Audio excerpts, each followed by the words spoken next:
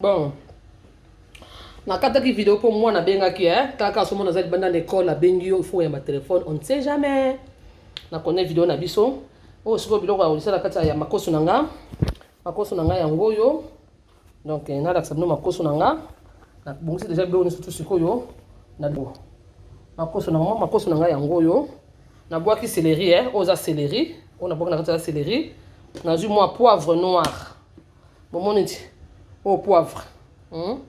Poivre, au poivre gris. Au continent poivre monté manuel poivre noir, poivre blanc, tout oyo lingi.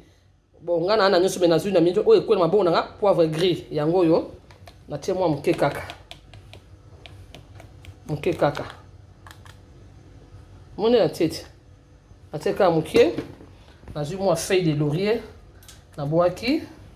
Siko moi bon na katiti. Carotte ezaki mibale mais so na tieni so mibale ekoleke belé pour carotte eza sukali akopesa kuna na biloko sukali ko makasi donc c'est pas la peine ko tiamba na zuka carotte moko na kati ye moko ye wana bomoni ye ona kati ye sikoyo na tiki ye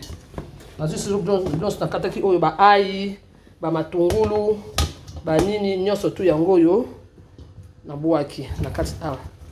na kati ya nini na boaki ndeni tu na boaki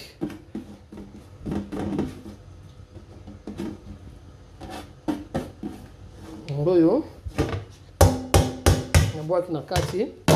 sikoyo il faut tia moi tomate ya mbuma sikoyo ngalo kwa na tomate mbuma na mincho la zana ngo sute na somba kite na bosanaki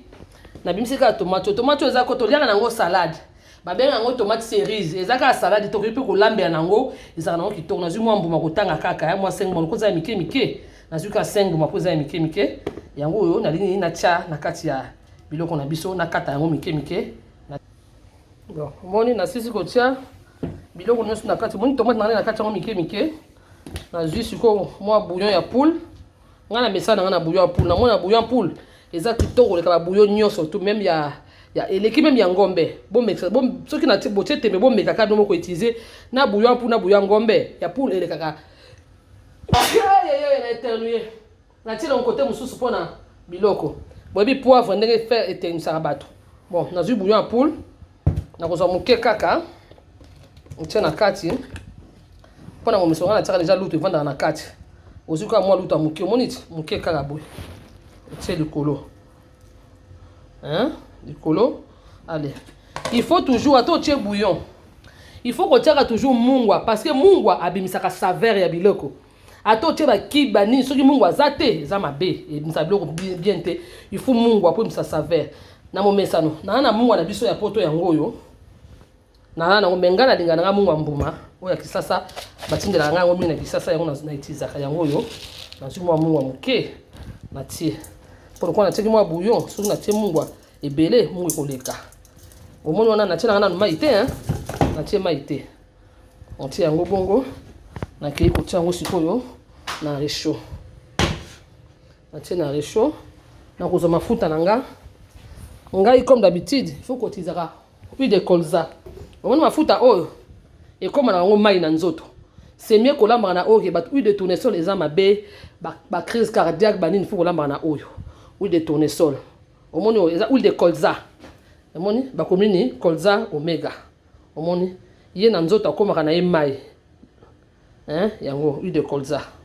yango na soma yango etanga partout na Carrefour tout partout otangisi no kalitanga ebele kutu te litanga kaka poza na besoin ya eza mingi te muke kaka boy ekoki allez na fungola moto nanga na tia na nef po ebela bien bon na tiki yango boy pilipili eza likolo po ekufa te ozwi kaka mwa verre mai ata moko kaka otie ozwi verre mai moko moni na tie verre mai na tie mwa mibale po makoso pe ya poto ya loka makoso ya Kinshasa te ya makoso ya Kinshasa elembaka noki et pardon ya poto elembaka noki ya Kinshasa elembaka noki te pilipili faut tiaka na likolo puis faut zaka na nzeto pe kufa te po la mususu pe bana ata so bana bakolia te tale mususu ozana bapaya bakolia neti moto kwa mettre nzube alambaka mingi aza na bana na ndako bana mettre nzube bana na biso balinga biloko biso ba congolais donc baliaka na bango biloko ba congolais donc il faut mettre nzube kotiaka il faut tiaka pipi za eloko wana na kati mpona bana ezala bana pasi te otie wana sikoyo lokola supu nango ifo ezala lokola goût ya potage tomelaka nde supu ebele surtout mpona basula otie mwa supu efo ezala moni natie verre ya mai oyo natie misato na ndambo mpo makoso soki elembi balégume wana mpe elembi supu etikali sikoyo nakangi biloko na biso natiki yango etoka mosala esi sikoyo nazonga awa moni mwa poubele nanga natiaka ya moke so nasali mosala na épluchaki pomme de terre na épluchaki carotte nasalaki matungulu nalongola yango nasukola yango comme ça bongo naya kokalinga makayabu oyo nabimisaki edécongele eza nano na glace edécongele mpo yango mwana kolia na ye na pondu lokwanga na kolia nanga makoso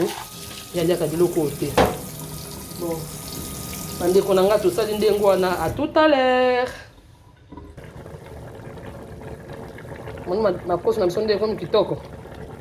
moni makoso na biso epesi amoni esali supu ezala mpenza rouge te omoni tomate wana ya moke wana natiaki tobe donc fo kotiaka tomate mokie omoni couleur nango voilà oyo surtout mpona bato oyo basolar donc pilipili ekufa te otie mobimba wana azalaka likolo ya po atia mwa solo bon tozokoba na kokende nanu tokomi na esika na biso te etoka nanu bakarote elemba bapomme de terre elemba bongo nsima makosa po toekumelaka nango te se elembaki nango deja na momesano tozela na biso ekomi pembeni donc sikoyo lokola pilipili elembi nalongola pilipili noki te kokufa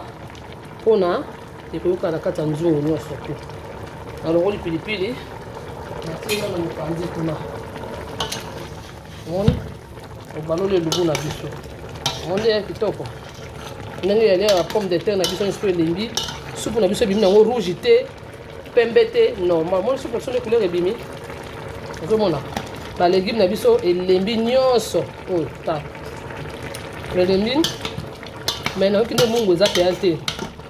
nde nakonga na bakamwa mungu ya mokie mpo nayoki mungu eza te makoso na biso mpe alembi na ye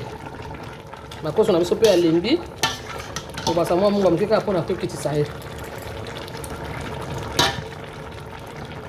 sikoyo soki omeki ye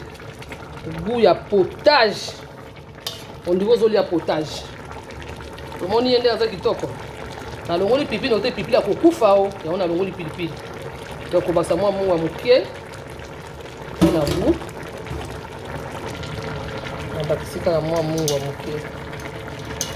mpona okaki goût oyali mwa fade etikali kaka elimu na biso koma apres mpo totia na sani obanda kolia bandeko sikoyo elubu na biso ebeli omoni ebeli kitoko omoni couleur ya sauce sikoyo meka na monoko kansunga omoni pomme de terre ebimi mibimba epasuki te ekufi te ebimi potopoto te ebimi mibimba mpo odozaki yango ozomona sikoyo ifo ezala na mwa supu mpo supu oyo oboma mwa mbuma pilipili wana kati obeti yango mpenza sikoyo Martine ase servi po akende kolia na salon elubu na biso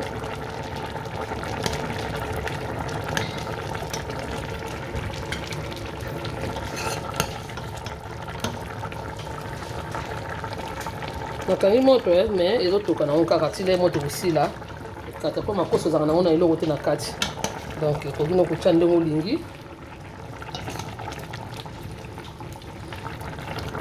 sikoyo soki olingi kolia yango na soki na baloso soki na banini yo moko ngai nalia yango ngai ya pamba boye mwa pomme de terre oyo natie na kati yango ngai na kolela nameleli yango supu nameli supu aye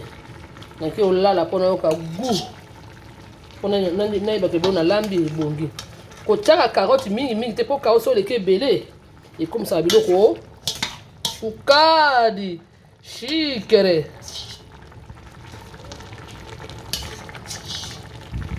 voilà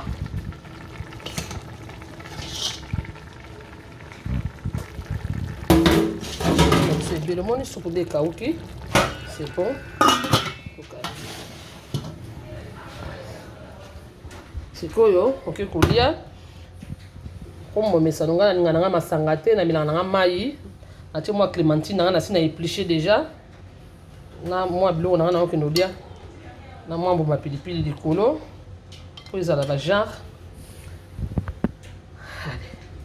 Bon appétit. Merci. Au revoir. Ciao. À la prochaine vidéo.